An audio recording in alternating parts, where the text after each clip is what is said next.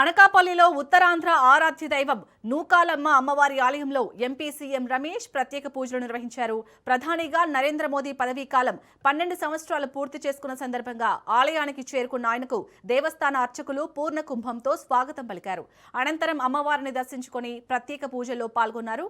సుదీర్ఘకాలం దేశాన్ని పాలించిన నేతగా ప్రధాని నరేంద్ర మోదీ సాధించిన విజయాలు, అభివృద్ధి కార్యక్రమాలను సీఎం రమేష్ ఈ సందర్భంగా ప్రస్తావించారు. మాజీ ప్రధాని జవహర్లాల్ నెహ్రూ కంటే ఎక్కువ కాలం దేశాన్ని నడిపించిన నాయకుడిగా మోదీ నిలిచారని కొనియాడారు.